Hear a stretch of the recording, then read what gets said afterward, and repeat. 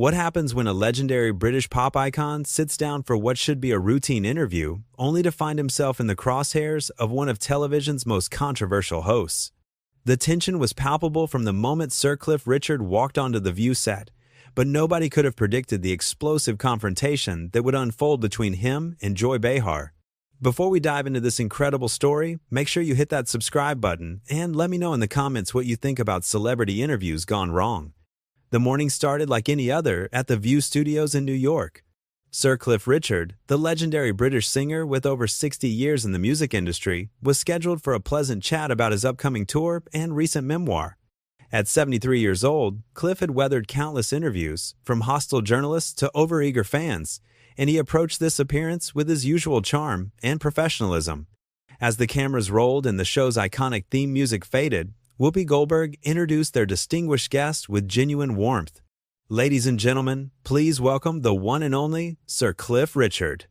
The audience erupted in applause as Cliff walked out, waving and smiling, his silver hair perfectly styled and his navy suit impeccable. "Thank you so much for having me," Cliff said, settling into his chair with the practiced ease of someone who had done this thousands of times before. "It's wonderful to be here in New York." Whoopi beamed at him. "We're thrilled to have you, Sir Cliff. Your memoir, The Dreamer, has been climbing the bestseller lists. Tell us what inspired you to finally tell your story." Cliff leaned forward slightly, his eyes lighting up. "Well, Whoopi, after 6 decades in this business, I realized I had stories that needed telling. Not just about the music, but about the journey, the friendships, the challenges we all face in life." Sarah Haynes nodded approvingly. "The book is incredibly honest about your faith journey and how it sustained you through difficult times. That must have been vulnerable to share." "It was," Cliff admitted, his voice taking on a more serious tone. "But I believe authenticity resonates with people. My faith has been my anchor through everything, the good times and the storms." The conversation was flowing beautifully when Joy Behar, who had been unusually quiet up to this point, suddenly leaned forward with a sharp smile that didn't quite reach her eyes. "Speaking of storms, Cliff, you've certainly had your share of controversies over the years, haven't you?" The temperature in the studio seemed to drop several degrees. Cliff's smile remained, but there was a slight tightening around his eyes. "I'm not sure what you're referring to, Joy." "Oh, come on," Joy said with a dismissive wave of her hand. "The investigations, the allegations. Don't you think it's a bit convenient that you're promoting a book about redemption right after all that mess?" Whoopi shot Joy a warning look, but Joy was just getting started. The other hosts shifted uncomfortably in their seats as Cliff's demeanor began to change from warm guest to a man preparing to defend himself. "Joy," Cliff said, his voice still controlled but with a steel edge creeping in, "I think you're conflating very different situations. The matter you're alluding to was thoroughly investigated and completely resolved. I was completely exonerated." Joy scoffed. "Exonerated is a strong word. Just because charges weren't filed doesn't mean—" "It means exactly that," Cliff interrupted, his British politeness beginning to crack. "It means I was innocent of any wrongdoing, which I always was and always will be." The studio audience was dead silent now, sensing the shift in energy. What had started as a promotional interview was rapidly transforming into something much more uncomfortable. Joy wasn't backing down. In fact, she seemed to be warming up. "But surely you understand why people might be skeptical. I mean, these types of allegations don't just come out of nowhere." Sonny Hostin tried to jump in. "Joy, maybe we should focus on—" No, Joy said, cutting her off with a sharp gesture. "This is exactly what we should be talking about. Accountability, transparency, not just feel-good stories about faith and redemption." Cliff's jaw tightened visibly. "Accountability for what, exactly? For being falsely accused? For having my reputation dragged through the mud by people who don't care about facts?" "Oh, here we go," Joy said, rolling her eyes dramatically. "The victim narrative. It's always the same with you guys." "You guys?" Cliff repeated, his voice rising slightly. "What exactly do you mean by that?" The tension was becoming unbearable. Whoopi was trying to signal to the producers, while the other hosts looked like they wanted to disappear into their chairs.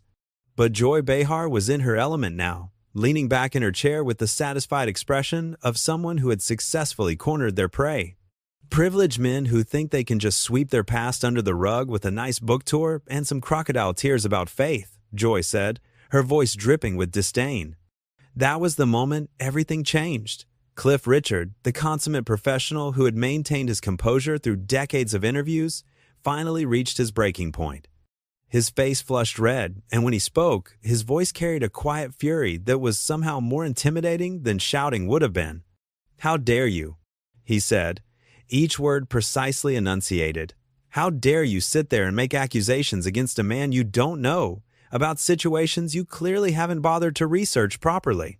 Joy's eyes widened slightly at the venom in Cliff's voice, but she quickly recovered, clearly relishing the fight she had started.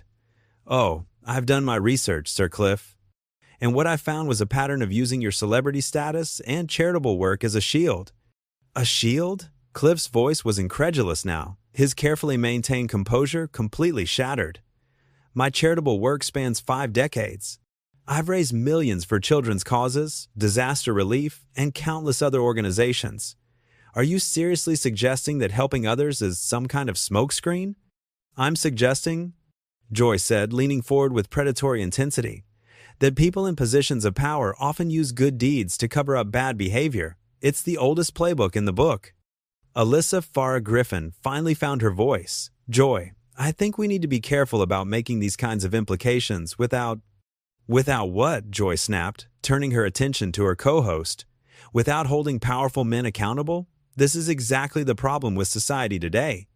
We're so quick to forgive and forget just because someone writes a book about finding God." Cliff stood up abruptly, his chair scraping against the floor with a harsh sound that echoed through the silent studio. "I will not sit here and be lectured about accountability by someone who clearly has no interest in facts or fairness." "Sit down, Sir Cliff," Joy said mockingly, emphasizing his title with obvious sarcasm. "You came on this show to sell your book, so let's talk about what's really in it. All this talk about redemption and forgiveness, but what about taking responsibility?" "Responsibility for what?" Cliff's voice was louder now, his British accent thickening with emotion. "For being the victim of a malicious accusation that was thoroughly investigated and found to be baseless? For having my home raided on live television while I was thousands of miles away, completely unaware? For having my name dragged through every tabloid in the country?" Joy waved her hand dismissively. "Oh, please. The persecution complex is strong with this one." That comment seemed to break something fundamental in Cliff Richard. His face went from red to pale, and when he spoke, his voice was shaking with barely controlled rage. "Persecution complex? Do you have any idea what it's like to have your entire life's work questioned because of lies? To have people you've never met decide you're guilty based on gossip and innuendo? Welcome to the real world," Joy shot back, "where actions have consequences and celebrity doesn't make you untouchable." "What actions?" Cliff exploded, his voice echoing through the studio. "What consequences? I was investigated by the police for 2 years. 2 years of my life destroyed while they turned over every stone, interviewed every person I'd ever worked with, examined every aspect of my career. And do you know what they found? Nothing. Absolutely nothing, because there was nothing to find." Whoopi was frantically gesturing to someone off camera, clearly trying to get the segment wrapped up, but Joy was far from finished.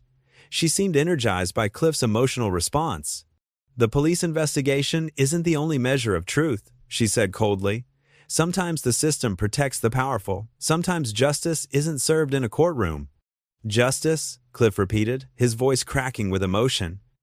"You want to talk about justice? Where was the justice when my accuser was allowed to remain anonymous while my name was splashed across every headline? Where was the justice when the media convicted me before any investigation even began? Where was the justice when people like you decided I was guilty simply because I was accused?" Joy shrugged with calculated indifference. "If you have nothing to hide, then why are you so defensive?" The question hung in the air like a poison cloud. It was the ultimate catch-22, the kind of loaded question that made any response seem incriminating. Cliff stared at Joy for a long moment, his chest rising and falling with heavy breaths. "Defensive?" he said quietly, and there was something dangerous in his tone now. "You ambushed me on live television with false accusations and character assassination, and you call my response defensive?" "I call it suspicious," Joy replied with a smirk. "Innocent people don't usually react this way to simple questions." "Simple questions?" Cliff's voice was climbing again. You've spent the last 10 minutes implying that I'm a criminal who uses charity work to cover up misconduct. You've suggested that my faith is fake, that my book is a lie, and that I somehow escape justice through privilege and power. And you call that simple questions? Sarah Haynes tried once more to redirect. Maybe we could talk about your upcoming tour. No, Cliff said firmly, his eyes never leaving Joy's face. We're going to finish this conversation because this is exactly what's wrong with modern media. People like her, he pointed directly at Joy, think they can destroy someone's reputation based on nothing more than their own prejudices and assumptions. Joy laughed, actually laughed, and the sound was sharp and mocking. Oh, this is rich. Now I'm the villain because I asked some tough questions. This is why victims don't come forward, because powerful men like you turn everything around and make themselves the victims. Victims? Cliff's voice was barely controlled now. You want to know about victims? I'll tell you about victims. Victims are the children I've spent my entire career trying to help through my charitable work. Victims are the fans who've been confused and hurt by malicious lies spread about someone they admired. Victims are the innocent people who have their lives destroyed by false accusations, while people like you cheer from the sidelines. The studio was completely silent except for Cliff's heavy breathing and the distant sound of cameras continuing to roll. Joy sat back in her chair, a satisfied smile playing on her lips as if she had accomplished exactly what she set out to do. Are you finished with your little tantrum? She asked coolly. That was the final straw. Cliff Richard, who had maintained his dignity through 6 decades of public life, who had weathered scandals and setbacks with grace, finally reached the point of no return. His face went white with fury, and when he spoke, his voice was deadly quiet. Tantrum? He whispered. You think this is a tantrum? This is what happens when a decent person finally stands up to a bully. Joy's confident smirk faltered slightly at the word bully, but she quickly regained her composure. Bully? I'm a journalist asking legitimate questions. If you can't handle that, maybe you shouldn't be doing interviews. Journalist? Cliff let out a bitter laugh that echoed through the studio. Is that what you call yourself? A journalist? Because real journalists deal in facts, not character assassination. Real journalists do research instead of relying on gossip and innuendo. I've done my research, Joy insisted, but there was a defensive edge to her voice now. I know about the allegations, the investigation, the settlement. Settlement? Cliff's voice rose to a near shout. What settlement? There was no settlement because there was no case. You're literally making things up on live television. Joy's face flushed red as she realized her mistake. She had clearly confused details from different cases or different people entirely. The other hosts were staring at her in horror, realizing that she had just made a potentially libelous statement on national television. I meant the legal costs, Joy said quickly, trying to backtrack. The money spent on lawyers and... Stop, Cliff said, holding up his hand. Just stop. You've proven my point perfectly. You don't know what you're talking about. You've confused me with someone else, or you've mixed up completely different situations, and you're sitting here destroying my reputation based on information you can't even get right. Whoopi finally found her voice. Cliff, I think there might be some confusion here. Joy, maybe we should. There's no confusion, Cliff said, his voice now cold and controlled. She came into this interview with an agenda. She wanted to take down a guest for her own entertainment, and she didn't bother to check her facts first. This isn't journalism, it's a hit job. Joy's mouth opened and closed like a fish out of water. For the first time in the entire confrontation, she seemed truly rattled. I never said you were guilty of anything. I was just asking questions. Just asking questions? Cliff repeated incredulously. You accused me of using charity work as a smokescreen. You suggested I escape justice through privilege. You implied I was part of some pattern of powerful men avoiding accountability. And now you're going to sit there and pretend you were just asking innocent questions? The production team was clearly in crisis mode. Cameras were still rolling, but there was frantic activity behind the scenes as producers tried to figure out how to handle the situation. The audience sat in stunned silence, witnessing what was clearly the most explosive moment in The View's recent history. Sunny Hostin attempted to mediate. I think we can all agree that emotions are running high here. Maybe we should take a breath and...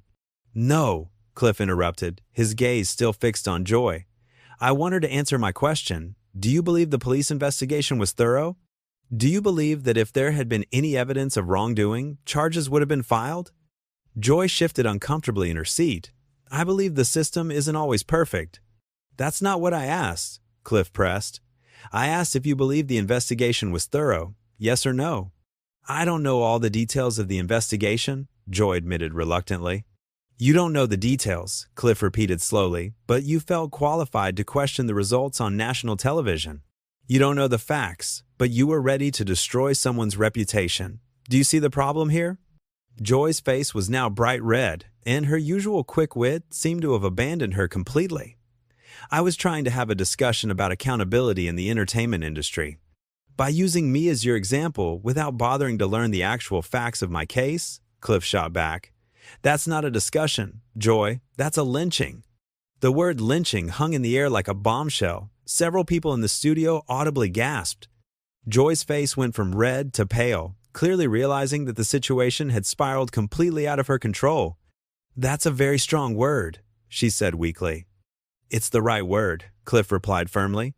When you destroy someone's reputation based on lies and misinformation, what else would you call it? Whoopi was making frantic hand signals to someone off camera, clearly trying to get them to cut to commercial, but Cliff wasn't finished. I came here today to talk about my book, my music, and my upcoming tour, he said, his voice getting stronger with each word. I came here in good faith, expecting to have a civilized conversation with professional broadcasters. Instead, I was ambushed by someone who confused me with other people, made up facts that don't exist, and tried to destroy my reputation for her own entertainment. Joy opened her mouth to respond, but Cliff held up his hand to stop her. I'm not finished, he said sharply.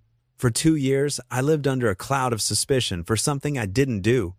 For 2 years, I watched my reputation get torn apart by people who didn't care about the truth.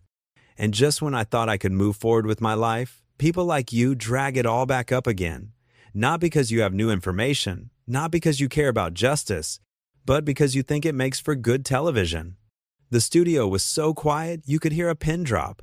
Even the usually restless audience was completely still, mesmerized by the raw emotion and genuine pain in Cliff's voice. Well, congratulations, Cliff continued, his voice thick with emotion. You got your dramatic television moment. You gotta watch a man defend himself against false accusations on live television. I hope you're satisfied. With that, Cliff Richard stood up, removed his microphone with shaking hands, and placed it carefully on the table in front of him. He looked directly into the camera, his eyes still bright with unshed tears, but his voice steady and clear. To anyone watching this who has ever been falsely accused of anything, who has ever had their reputation destroyed by lies, who has ever felt helpless against the court of public opinion, I want you to know that you're not alone. Sometimes standing up for yourself means walking away from people who have no interest in the truth. He turned to look at the other hosts, his expression softening slightly. Whoopi, Sarah, Sunny, Alyssa, thank you for trying to maintain some dignity in this situation. You're professionals, and it shows. Then he looked directly at Joy Behar, who was staring at him with a mixture of shock and something that might have been shame. And Joy, he said quietly, I hope someday you learn the difference between holding people accountable and tearing them down for sport. There's a real difference, and it matters. Without another word, Sir Cliff Richard walked off the view set, leaving behind one of the most shocking confrontations in daytime television history. The camera lingered on Joy's face for a moment, capturing her stunned expression, before Whoopi finally managed to call for a commercial break. The aftermath would be immediate and brutal, with social media exploding and news outlets picking up the story within minutes. But in that moment,